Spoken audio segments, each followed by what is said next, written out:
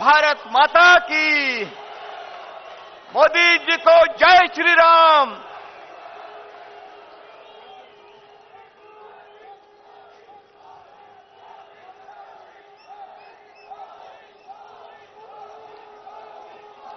भारत माता की।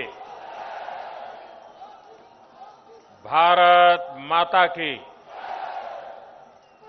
मंच पर विराजमान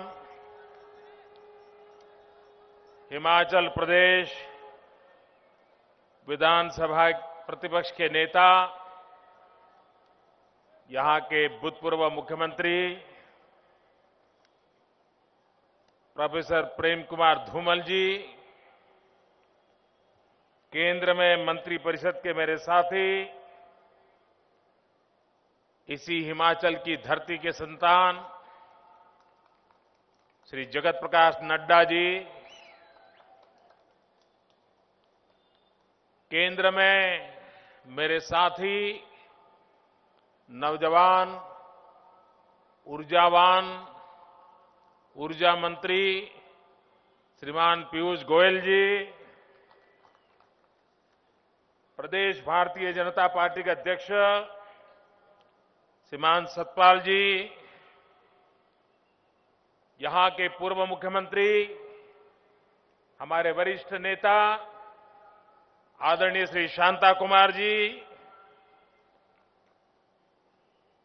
श्री अनुराग ठाकुर,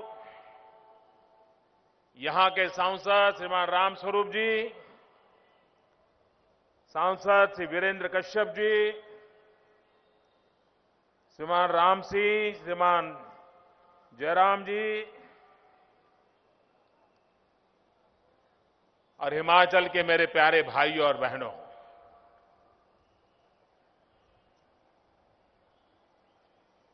इस देवभूमि पर आप सबके दर्शन करने का मुझे सौभाग्य मिला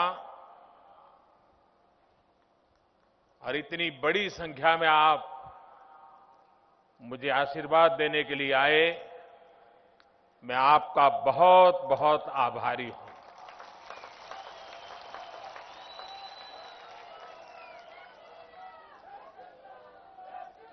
मैं काशी से लोकसभा का सांसद हूं और काशी के लोकसभा के सांसद को आज छोटी काशी में सर झुकाने का अवसर मिला है। ये मेरा और एक सौभाग्य है। आज जब मैं यहां आया तो मुझे मन में थोड़ा संकोच हो रहा था, भीतर से थोड़ा मैं हिला हुआ था। मेरे मन में था कि हिमाचल के लोगों ने मुझे इतना प्यार दिया, इतना प्यार दिया है, लेकिन मैंने यहां आने में बहुत देर कर दी।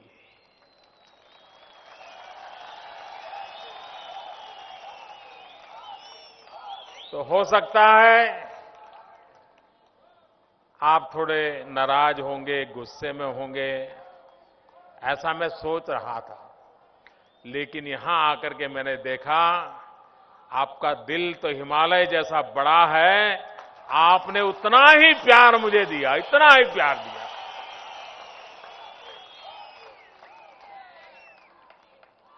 पल भर में जैसे बर्फ पिघल जाए, सारे गीले शिकवे पिघल गए।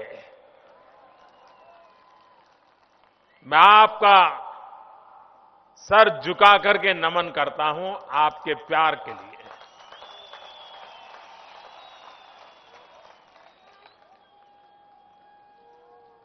लेकिन आप जानते हैं,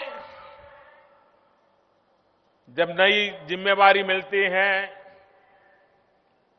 नए नए काम को सीखना होता है, समझना होता है,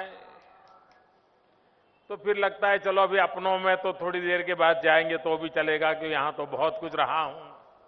और इसलिए स्वाभाविक भी था कि और काम करते करते करते फिर आज आप लोगों के बीच आने का अवसर मिला। और मंडी में आए, सेपू बड़ी की तो याद आ गई।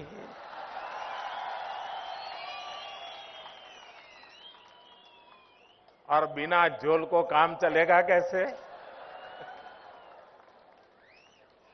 लेकिन अब तो उससे भी नाता छूट गया है। लेकिन टेस्ट ऑफ मंडी अभी भी बरकरार है।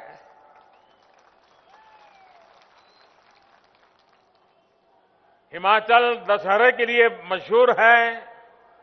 कुल्लू का दशहरा तो देश भर के लोगों के कभी मन में रहता है कि कभी न कभी कुल्लू के दशहरा देखने के लिए चले जाएंगे। और कल ही रघुनाथ जी महाराज मंदिर वापस लौट गए हैं।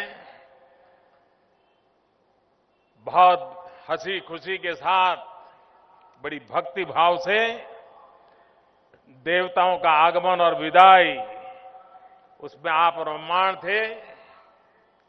वो भी एक शक्ति का स्रोत है।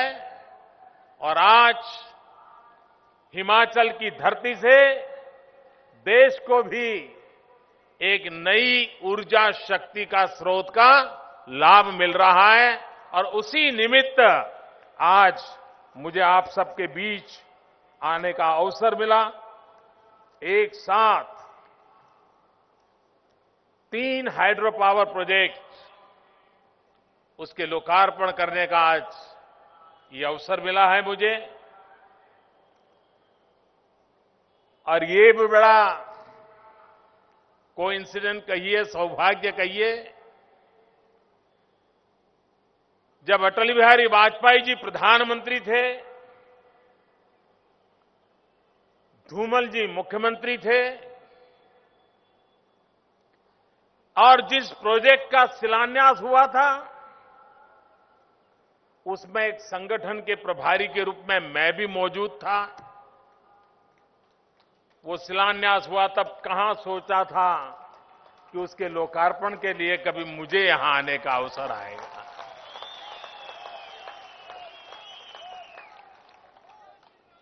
लेकिन ये सुभग संयोग है कि आज मुझे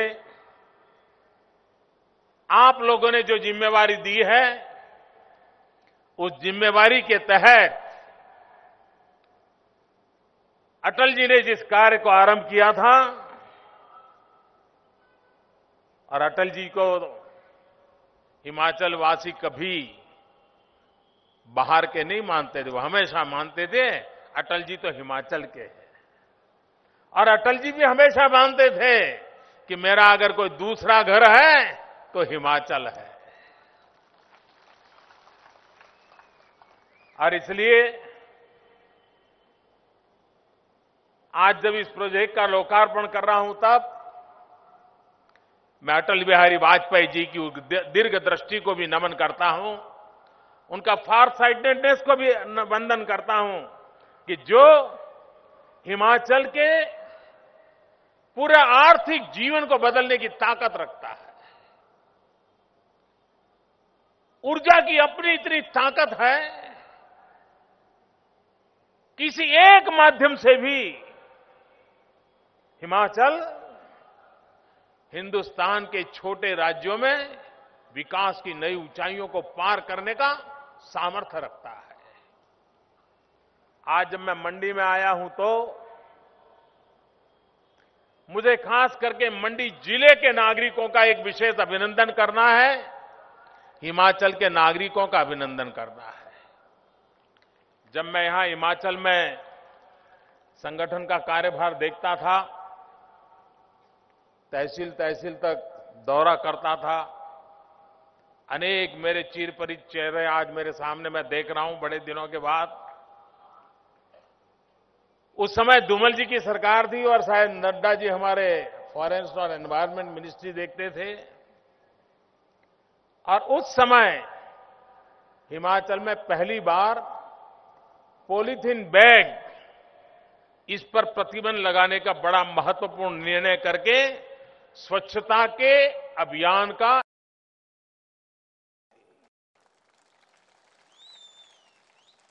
और इस बार मुझे दिल्ली में स्वच्छता के क्षेत्र में उत्तम काम करने वालों को इनाम देने का अवसर आया तो ये मंडी जिला इनाम लेने वालों में से था।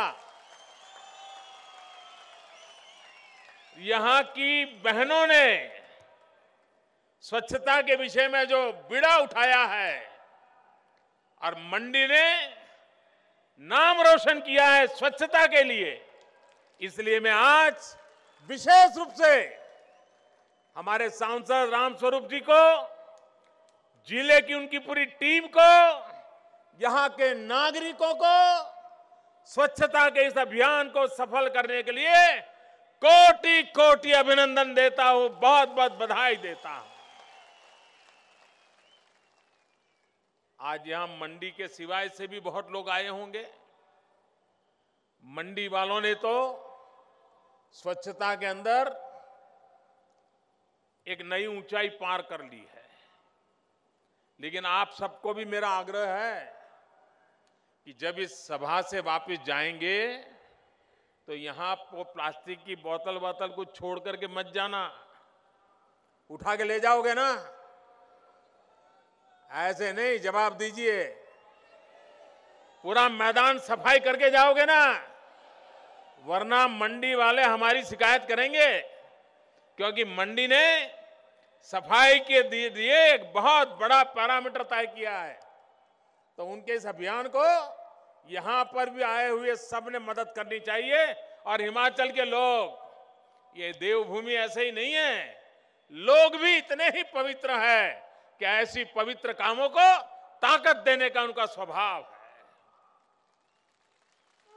ये हिमाचल देवभूमि भी है, वीर भूमि भी है, ये वीरों की भूमि है।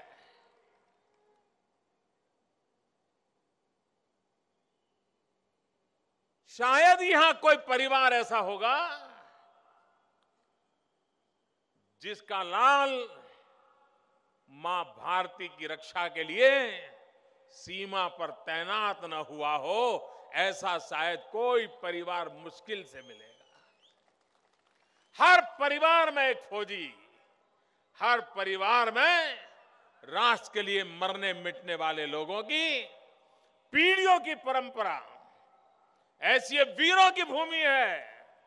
अगर परमवीर चक्र की सूची देखें तो छोटा सा हिमाचल, लेकिन पूरे हिंदुस्तान में आन बान शान के साथ सर ऊंचा करके खड़ा हुआ दिखाई देता है।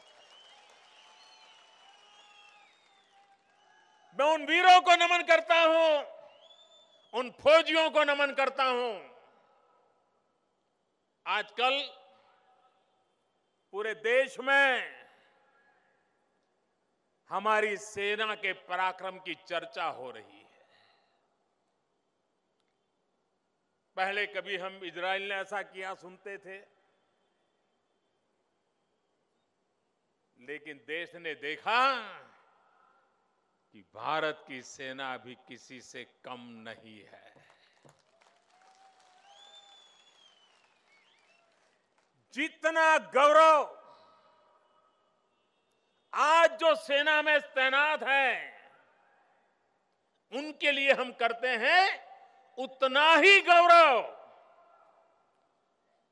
उन सेवानिवृत्त फौजियों का भी है, क्योंकि उन्होंने भी इस महान परंपरा को कायम रखते हुए नई पीढ़ी को ये ताकत देकर के आए हैं।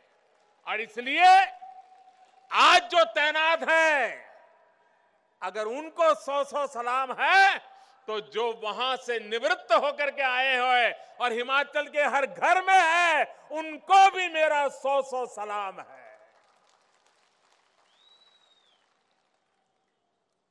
भाइयों बहनों, मैं लोकसभा के चुनाव में यहां इसी मैदान में सभा करने आया था, और उस सभा में मैंने वन रैंक वन पेंशन की बात कही थी।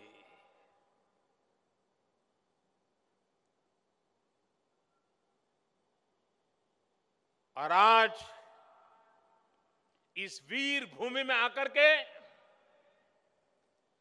सेना के इन बहादुर जवानों को, उनके परिवारों को नतमस्तक होकर के बड़े संतोष के साथ कह रहा हूं कि आपका जो हक था, जिसके लिए आप लोग 40-40 साल से लड़ रहे थे, सरकारें आई गई, वादे बहुत हुए, बड़े चुलबुले भाषण भी हुए, और कुछ लोगों ने तो 200-500 करोड़ बजट में डाल करके आंख में धूल झोंकने का भी प्रयास कर दिया। लेकिन किसी ने हिसाब नहीं लगाया कि वन रैंक वन पेंशन आखिर है क्या, आर्थिक बोझ कितना आएगा, कैसे करेंगे। कुछ नहीं किया। जब आकर के मैंने इस काम हाथ में लिया तो हर दिन नई चीज निकलती थी, हर दिन नई चीज निकलती थी, आर्थिक बोझ बढ़ता जा रहा था। मैं तो हैरान था कि पहले की सरकार वन रैंक वन पेंशन में 200-500 करोड़ सोचती थी, ये मामला तो 10,000 करोड़ से भी ज्यादा जिम्मेवारी का बन गया। किसी भी सरकार के लिए एक मुश्त 10,000 करोड़ रुपया देना काफी बहुत मुश्किल होता है। मैंने फौज के लोगों से बात की, मैंने कहा भाई ये मेरा वादा है, और मैं तो फौजियों को बड़ा आदर करने वाला व्यक्ति रहा हूं, लेकिन मुझे आपकी मदद चाहिए। फौज के लोगों ने मुझे कहा मोदी जी बताइए क्या चाहिए। मैंने कहा भाई एक मुश्त तो नहीं दे पाऊंगा, क्या इसको 4 हिस्सों में टुकड़े कर दें तो चलेगा। मैं आज मेरे फौज के जवानों को नमन करता हूं, उन्होंने एक बात में मेरी बात को मान लिया, और आज 4 किस्त में पहली किस्त का 5,500 करोड़ रुपए हम दे चुके हैं, और किस्त भी ऐसे ही मैं दे के रहूंगा। वन रैंक वन पेंशन 40 साल से लटका हुआ सवाल, देश के लिए मर मिटने वालों का सवाल, ये सरकार है जो देश की सेना का गौरव करने वाली उस काम को पूर्ण कर दिया। और आज जहां भी जाता हूं, न सिर्फ फौजी लेकिन फौज के परिवारजन मुझे इतने आशीर्वाद देते हैं, इतने आशीर्वाद देते हैं कि मुझे ऐसे लोगों के लिए कुछ और करने का हमेशा एक नया उत्साह मिलता है, ताकत मिलती है, मेरा हौसला बुलंद होता है। भाइयों बहनों, आज यहां एक रामपुर हाइड्रो पावर जो सतलुज नदी पर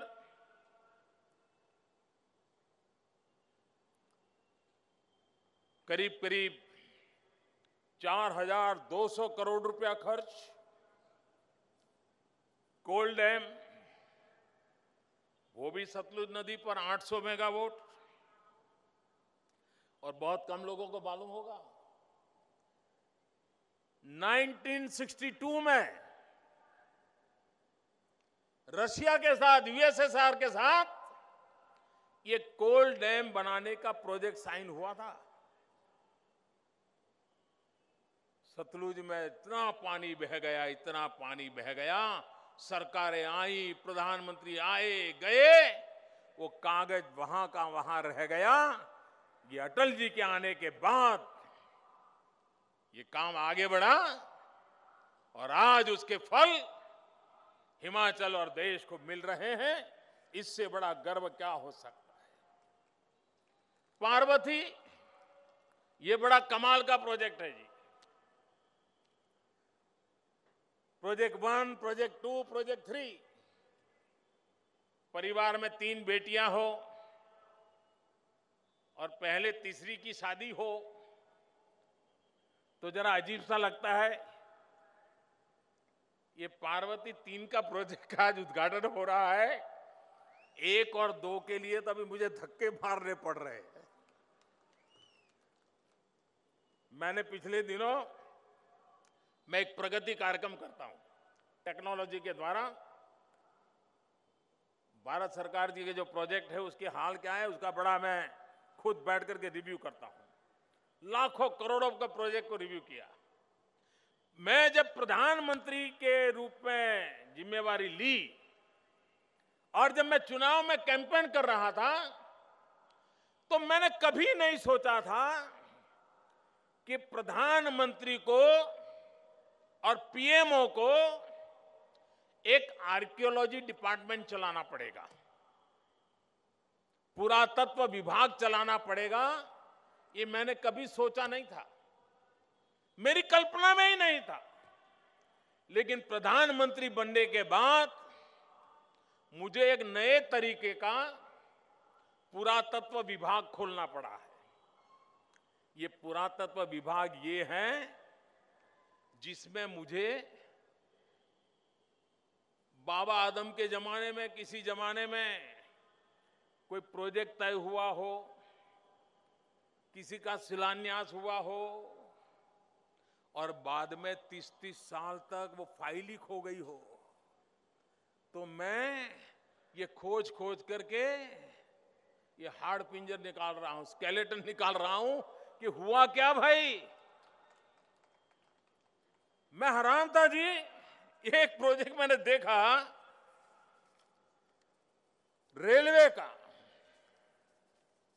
और चौंकाने वाला था जी कि रेलवे का एक प्रोजेक्ट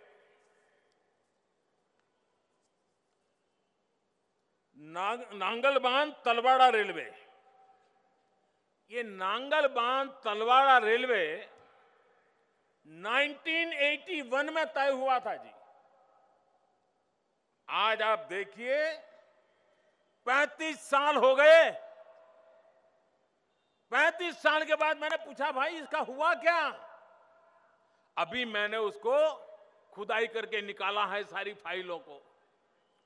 पुरातत्व विभाग मेरा काम कर रहा है और आज उस रेलवे प्रोजेक्ट को भी आगे बढ़ाने के लिए अब जब तय हुआ था तब वो प्रोजेक्ट सिर्फ 34 करोड़ का था, 34 करोड़ रुपीस।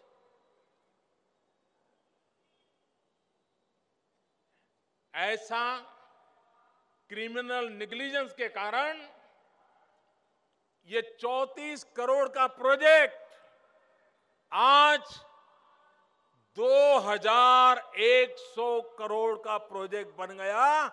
आप कल्पना कर सकते हैं कि अगर उस समय यह हो जाता तो इतने सालों में कितना लाभ मिलता और 34 करोड़ में काम पूरा हो गया होता। आज 2100 करोड़ रुपए का बोझ इस सरकार को वहन करने की नौबत नहीं आती। लेकिन ज्यादातर तो कागज पे प्रोजेक्ट कर देना, प्रेस नोट दे देना या तो कहीं जाकर के पत्थर लगा देना, इसी का परिणाम है। भानुपली बिलासपुर बेरी ये नई रेल लाइन करीब 10 साल पहले इसकी कल्पना हुई। उसके बाद 3000 करोड़ का ये प्रोजेक्ट, चुनाव गया, बात भूल गए, छोड़ दिया। भाइयों बहनों, उस प्रोजेक्ट को हमने फिर से निकाला है। उसको भी आगे बढ़ाने के लिए काम शुरू करने के लिए आदेश कर दिए गए हैं। भाइयों बहनों, हिमाचल में ऊर्जा के क्षेत्र में तो प्रगति करनी है। टूरिज्म के क्षेत्र में भी अपार संभावनाएं पड़ी हुई है। उसके लिए इंफ्रास्ट्रक्चर चाहिए और हिमाचल की जनता भली भांति जानती है कि जब जब यहां भारतीय जनता पार्टी को शासन चलाने का अवसर मिला, हमारे पहले मुख्यमंत्री हुआ करते थे शांता कुमार जी। हिमाचल के किसी भी कोने में चले जाइए, मुख्यमंत्री के नाते शांता कुमार जी की पहचान बन गई थी पानी वाले मुख्यमंत्री, पानी पहुंचाने का बीड़ा उठाया था उन्होंने। बाद में धूमल जी की सरकार बनी। धूमल जी की सरकार की पहचान बनी ग्रामीण सड़क वाले मुख्यमंत्री, गांव-गांव सड़क की जाल बिछाने वाले मुख्यमंत्री। और अभी मुख्यमंत्री की पहचान क्या है? मुझे बताना पड़ेगा क्या? क्या है भाई? ये फर्क है। भारतीय जनता पार्टी ने मुख्यमंत्री दिए तो कोई पानी के लिए अपने आप को खपा दिया, तो किसी ने सड़क के लिए खपा दिया, और भी लोग आए जिन्होंने अपने लिए न जाने क्या क्या खपा दिया।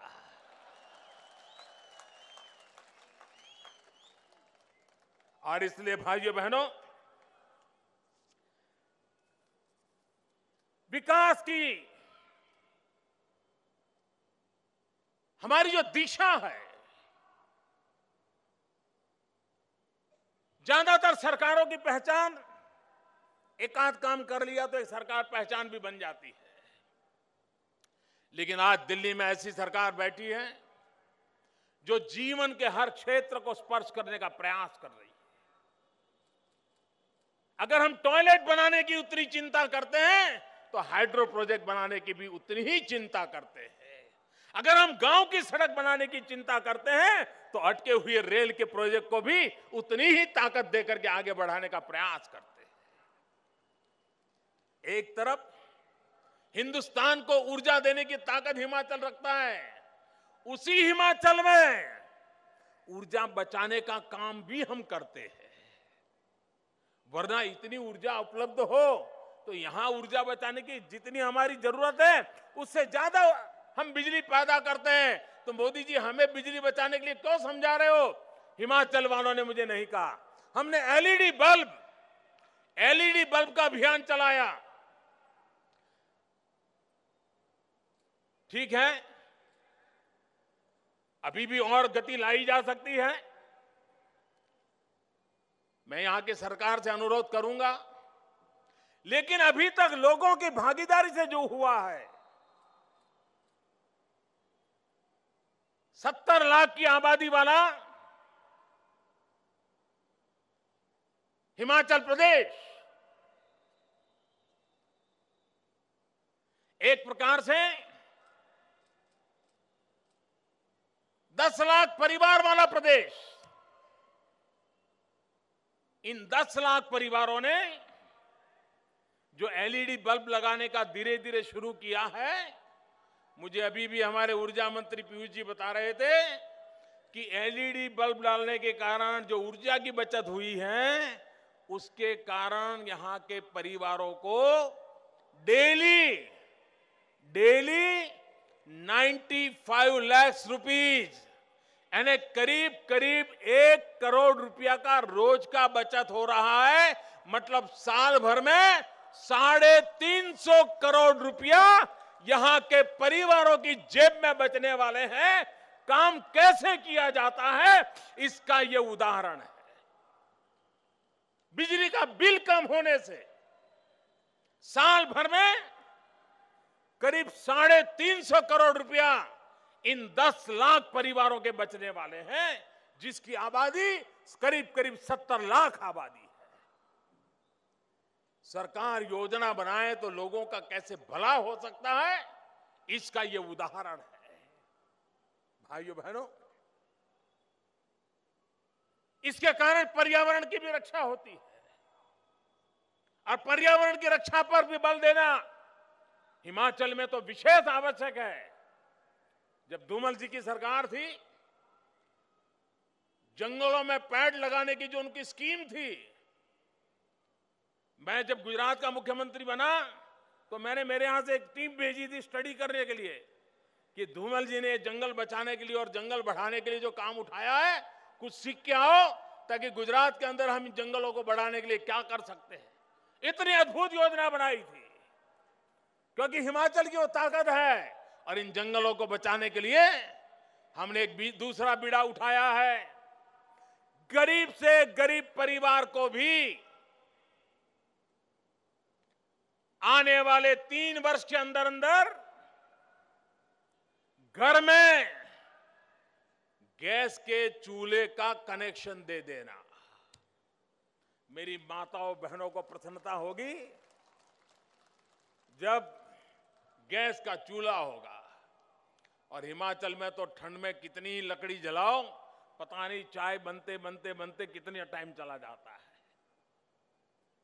ऐसी ठंड में गुजारा करते हैं, उनको ये गैस का चूल्हा सबसे ज्यादा आशीर्वाद हिमाचल की माताओं बहनों को होने वाला है। उज्ज्वला योजना के तहत गरीब से गरीब परिवार की माताओं को ये गैस का चूल्हा देने की योजना बहुत तेजी से हम आगे बढ़ा रहे हैं। और उसका लाभ अभी धूमल जी बड़ी चिंता जता रहे थे कि भारत सरकार इतना सारा धन दे रही है,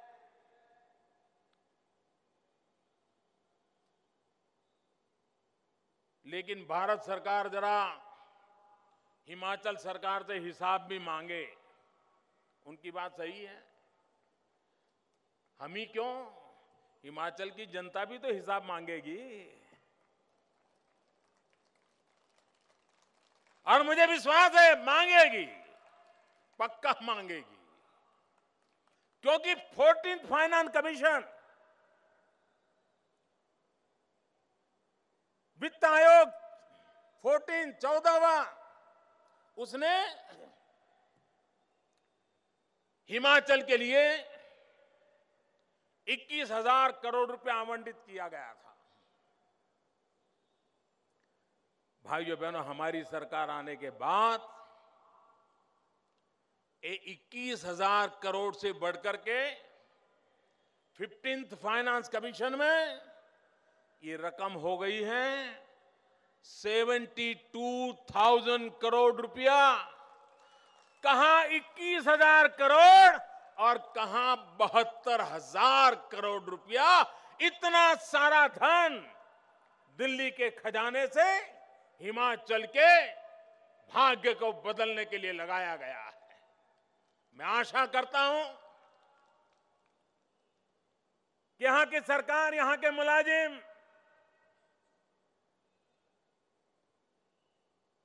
एक मुश्त ताकत दिखा करके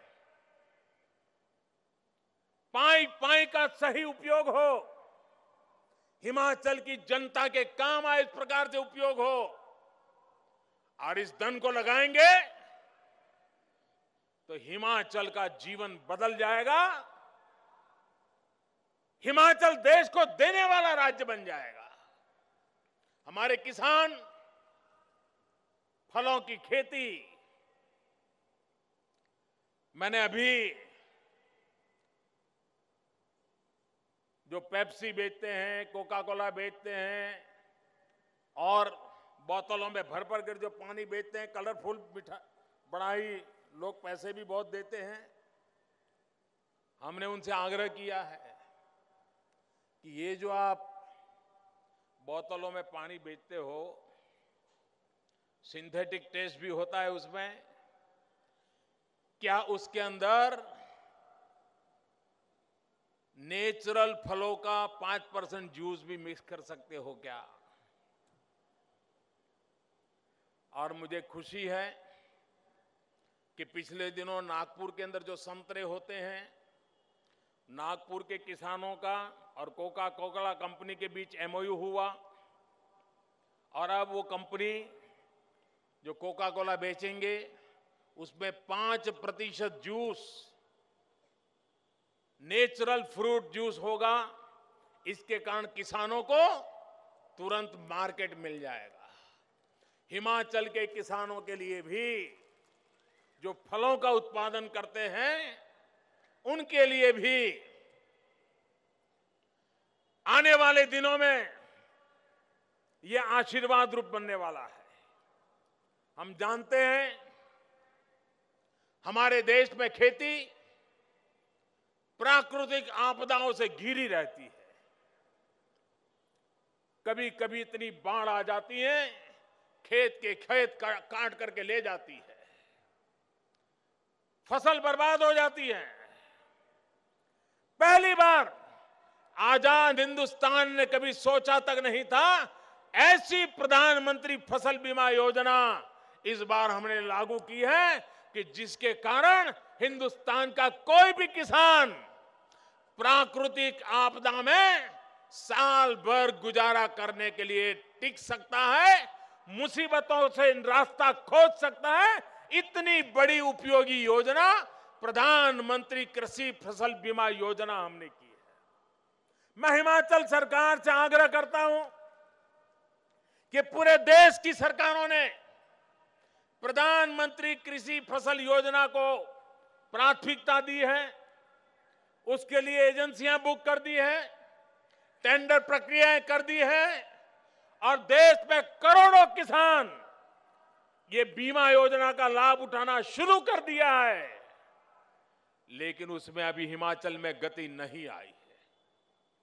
हिमाचल के मेरे किसानों के साथ यह अन्याय नहीं होना चाहिए और इसलिए भारत सरकार ने इतना बड़ा अहम कदम उठाया है। उसमें हिमाचल सरकार भी अपनी जिम्मेवारी को निभाते हुए हिमाचल के किसानों को प्रधानमंत्री कृषि फसल बीमा योजना का फायदा उठाने के लिए प्रेरित करे। यहां के किसानों का जीवन बदल जाएगा। हम फूड प्रोसेसिंग पर बल दे रहे हैं। हमारे यहां किन्नौर इलाके में आलू वगैरह जाने जाते हैं, लेकिन अगर फूड प्रोसेसिंग होता तो उनको और आय ताकत मिल जाती है। भारत सरकार फूड प्रोसेसिंग पर बल दे रही है ताकि हमारा किसान जो पैदा करता है, क्योंकि पहाड़ों से मुझे याद है फल तैयार होने के बाद शहर तक जाने से इतनी कठिनाइयों से उसको गुजरना पड़ता है कि बहुत बड़ी मात्रा में फसल नष्ट हो जाती है। इसको बचाने के लिए आवश्यक इंफ्रास्ट्रक्चर, आवश्यक कोल्ड स्टोरेज, आवश्यक पैकेजिंग, आवश्यक ट्रांसपोर्टेशन, ई मंडी का प्रयोग, ताकि किसान जो चाहे वो दाम उसको मिल सके, उस पर बल देते हुए हम चीजों को आगे बढ़ाने का प्रयास कर रहे हैं। मेरे हिमाचल के प्यारे भाइयों बहनों, मैं फिर एक बार इस मंडी की धरती पर आप लोगों का इस छोटी काशी में आशीर्वाद पाने के लिए भाग्यशाली बना। मैं आपका बहुत बहुत आभार व्यक्त करता हूं। मेरे साथ बोलेंगे भारत माता की, भारत माता की, भारत माता की। बहुत बहुत धन्यवाद।